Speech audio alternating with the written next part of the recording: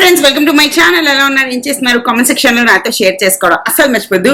ఈ రోజుది వీడియో చాలా చాలా డిఫరెంట్ ఉండబోతుంది అనమాట. It's not blog, it's trigger points అనమాట. ట్రిగ్గర్ పాయింట్స్ అంటే ఈ చిన్న చిన్న పనులు చాలా చాలా ఇరిటేట్ చేస్తాయి. మన బ్రెయిన్ లో నరాలన్నీ కదిలిపోయేసి బీపీ తెప్పించుకోవాలా ఫీలింగ్ తెప్పిస్తాయి.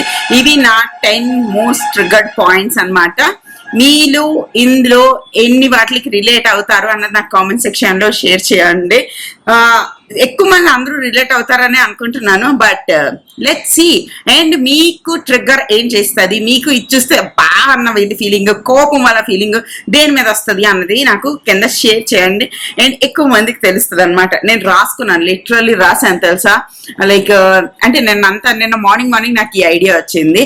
సో నేను మర్చిపోతాను కదా, నాకు అన్ని అద్భుతమైన ఐడియాలన్నీ రాత్రి పడుకునే ముందు వస్తాయి అనమాట. నార్మల్లీ నా ఫీలింగ్ లో నేను ఏకసంతాగ్రహి టైప్ లోని నేను గుర్తుండిపోద్ది అనుకుంటాను, బట్ 99.9% నాకు గుర్తుండవు అనమాట. నెక్స్ట్ డే మార్నింగ్ లెగ్సేసరికి అప్పుడప్పుడు మనకి వద్దు, నీకు గుర్తుండదు, లెగ్స్ రాసుకో అని చెప్తుంది కదా. అలాంటి టైంలో గుర్తొచ్చి రాసి ఉంచుకున్నాను అనమాట. 10 మోస్ట్ ట్రిగర్డ్ పాయింట్స్. ఇవి మీరు కనుక వాచ్ చేస్తుంటే ఇవి చేయకండి మీ ఇంట్లో కూడా. అప్పుడు మీ ఇల్లు శాంతిగా హ్యాపీగా ఉండదన్నమాట. ఓకేనా, let's get started. Trigger first point, food crumbs in sofa మీద పిల్లలందరూ అన్ని తింటూ ఉంటారు, బట్ ఆ చిన్న గుండ లాంటిది బిస్కెట్లు అన్ని తినేసి పడేస్తూ ఉంటారు అనమాట.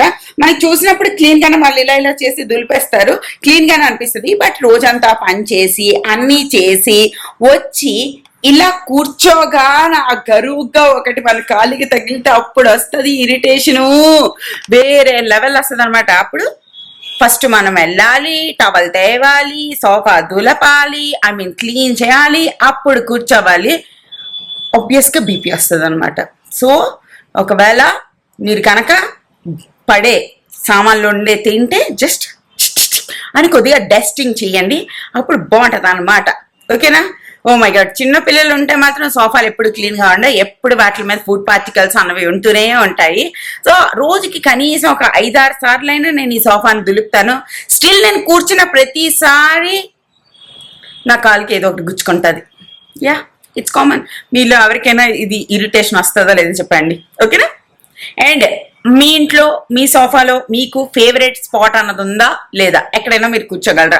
నాదైతే ఇదే నా ఫేవరెట్ స్పాట్. ఇక్కడ ఎవరు కూర్చున్నా నాకు చిరాగ్గా అనిపిస్తుంది. అండ్ నా కుషాలికి కూడా ఇదే ఫేవరెట్ స్పాట్ అనమాట. నేను కూర్చున్నప్పుడు వాడు నన్ను లేపుతుంటాడు, నేను లేచినప్పుడు వాడు కూర్చోపోతూ ఉంటాడు అనమాట. సో ఇది నాకు అన్నిటికన్నా హాయిగా అనిపిస్తుంది. This is my place. ఓకేనా, చలో let's see next one. Next point వచ్చేసి కిచెన్ ది. నేను ఎవ్రీడే రాత్రి గ్యారంటీగా పాలు మరగబెట్టే పడుకుంటాను అనమాట. సో పిల్లలకి ఎప్పుడైనా రాత్రి చదువుతున్నప్పుడు ఏదైనా చేస్తున్నప్పుడు ఆకలిస్తే ఒక గ్లాసులు పాలు తాగేసి పడుకుంటారు అన్న ఉద్దేశంతో ఈ పాలు నేను నా బుర్రలను ఏమనుకుంటానంటే, ఇందులో పాలు మరిగించాను, నెక్స్ట్ డే మార్నింగ్ వేడి చేసి టీలు గీలు చేసుకోవచ్చని. కానీ మా ఇంట్లో 99% ఆఫ్ ద టైం పాలు తాగేసి దాన్ని అలాగే మూత పెట్టేసి ఇక్కడ వదిలేస్తారనమాట. నా బుర్రలోని పాలు ఉన్నాయనుకుంటా, బట్ నేను మార్నింగ్ లేచి మరిగించిన అనమాట. పిల్లలు స్కూల్కి వెళ్ళే ముందు తాగుతారని ఇలా తీసినప్పుడు అది ఎంటీ గిన్నె ఉంటుంది. అబ్బాబాబా, ఓరి బాబాయ్, నాకు బీపీ అంటే బీపీ వచ్చేస్తుంది అనమాట. This is my most irritating moment.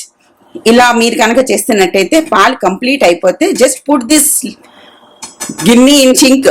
అప్పుడు లెగ్స్ వెంటనే షింక్ లో గిన్నె ఖాళీగా ఉంటది. షింక్ ఇక్కడ గిన్నె ప్లేస్ లో గిన్నె ఉండదు కాబట్టి మీ మమ్మీలకి తెలుస్తుంది పాలు మరిగించాలి అన్న విషయం. ఇలా ఉంచేస్తే ఎలా తెలుస్తుంది చెప్పండి. ఇంకొక పెద్ద ఇరిటేటింగ్ పాయింట్, అందరూ మా ఇంట్లోని సాహిల్, కుషాల్, మా ఆయన అందరూ కాఫీ కప్పులు, టీ కప్పులు, పాలు కప్పులు ఇక్కడ పెడతారబ్బా. ఇది ఇక్కడ పెడితే ఏంటి ప్రాబ్లమో నాకు అర్థం అవ్వదు. నేను అనుకున్నాను ఓన్లీ మా ఇంట్లోనే ఇరిటేటింగ్ గా ఇలా చేస్తారని, బట్ నేను చాలా ఫారెన్ బ్లాగ్స్ కూడా చూసాను. అందులో కూడా చాలా మంది హస్బెండ్లు, బాబులు మెయిన్లీ ఇక్కడ వదిలేస్తారు. ఎందుకు? Why? What is the reason behind? ఈ షింక్ లో పెడితే ప్రాబ్లం ఏమవుతుంది? ఇక్కడ ఎందుకు పెడతారు? అందరూ ఎప్పుడు చూసినా అందరూ ఇక్కడ పెడతారు, మగాళ్ళు అందరూ ఇక్కడ పెడతారు. వై? నేను అడుగుతున్నాను, ప్లీజ్ ఆన్సర్ దిస్. ఇప్పుడు ఒకవేళ ఈ గిన్నెలో మళ్ళీ మేము టీ వేసి మీకు ఇవ్వము, సో ఈ గిన్నె ఎలాగైనా తోమడానికే వేస్తాము. So put it here, not here. Okay, remember. మనం ఎంగిల్ సామాన్లో మళ్ళీ మంట చేసుకొని తినము, ఎంగిల్ దాంట్లోని మళ్ళీ టీలు కాఫీలు వేసుకొని తినము. అండ్ ఇవేమి నార్మల్ వాటర్ లో కడిగేసి లోపల పెట్టాము, వీటిని సబ్బుతో మంచిగా తోమాలన్నమాట. సో సింక్ లోపల పెట్టండి, నాట్ సింక్ పక్కన, లోపల, పక్కన కాదు, లోపల పెట్టాలి, లోపల. ఓకే. అండ్ మన నెక్స్ట్ ఇది ఫ్రిడ్జ్కి సంబంధించింది అనమాట. ఫ్రిడ్జ్లోని కొన్ని లైక్ కుకింగ్ చేసినవి ఇలా లిడ్డులు పెడితే నాకు చాలా కోపం వస్తుంది. ఎందుకంటే ఈ ఫ్రిడ్జ్ లో ఉండే వియర్డ్ స్మెల్ అన్ని కూరలోకి పట్టేస్తాయి. ఈ కూర యూజ్లెస్, ఇది జస్ట్ మనం పడేయాల్సి వస్తుంది. అదే ప్రాపర్ లిడ్ లో పెడితే మంచిగా ఉంటుంది అనమాట. ఇప్పుడు ఇది వేస్టే, ఇంకా దీనికి వియర్డ్ వాసనలు అన్ని పెట్టేస్తాయి. ఓకేనా? సో ఇలా ఇప్పుడు పెట్టకూడదు. Okay.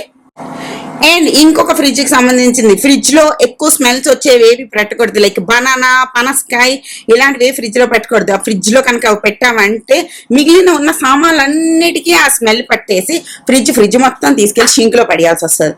Okay. So please fridge లో ఎక్కువ స్మెల్స్ వచ్చేవి పెట్టకూడదు. అవి ఎయిర్ టైట్ కంటైనర్ లో పెట్టి కూడా పెట్టకూడదు.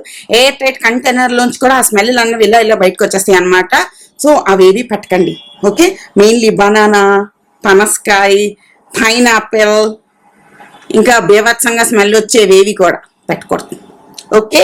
అండ్ ఫ్రిడ్జ్ కి సంబంధించిన ఇంకొకటి, ఇప్పుడు లెఫ్ట్ ఓవర్ రైస్ ఏవైనా ఉంది అంటే ఒక మంచిగా ఇలా ఎయిర్ టైట్ కంటైనర్ లో మంచిగా ఇప్పుడు ఇందులో ఎగ్స్ పెట్టానా ఇలా పెట్టాలి, ఇందులో బీట్రూట్ పెట్టానా ఇలా పెట్టాలి. అయితే దేంట్లో కూరేమో అదే తెచ్చి పెట్టకూడదు అనమాట. ఓకేనా? కుక్కర్లతో కూరలు దాచుకోవడం, నెక్స్ట్ డే అలాగే వేడి చేసి తింటాం కదా అని చెప్పి డైరెక్ట్ గా కుక్కర్ పెట్టొద్దు. Okay. It's most triggering point for every women and sensible men. Okay. Reels చూసుంటాను, ఈ టవల్ అందరూ ఎందుకు ఇలా వేస్తారు అన్నది నాకు కూడా తెలీదు, బట్ నేను కూడా చిన్నప్పుడు చేసేదాన్ని అయి ఉంటాను. సో ఈ టవల్ని జస్ట్ ఇక్కడ ఇలా హ్యాంగ్ చేయాలి. లేదు అంటే సో టవల్ అన్నది బెడ్ల మీద అసలు వేయకూడదు. అండ్ ఈ చలికాలం, వర్షాకాలంలో అసలు వేయకూడదు. ఎండాకాలంలో కొంచెమైనా ఓకే, అప్పుడు కొంచెం ఎండిపోతుంది ఫ్యాన్ వేస్తే, బట్ ఈ వర్షాకాలంలో ఎండదు. అండ్ మన రూమ్ అంతా ఒక వియర్డ్ స్మెల్ వస్తుంది. ఓకేనా? నేను కూడా ఇలాంటి పనులన్నీ చాలానే చేశాను చిన్నప్పుడు. నాట్ లైక్ నేను చాలా ఆర్గనైజ్డ్ అండ్ గుడ్ పర్సన్ అని నేనేం చెప్పట్లేదు, నేను కూడా చేశాను. అంటే ఏజ్ బట్టి మనం చేంజ్ అయిపోతుంటాం, వాళ్ళు కూడా చేంజ్ అవుతారు.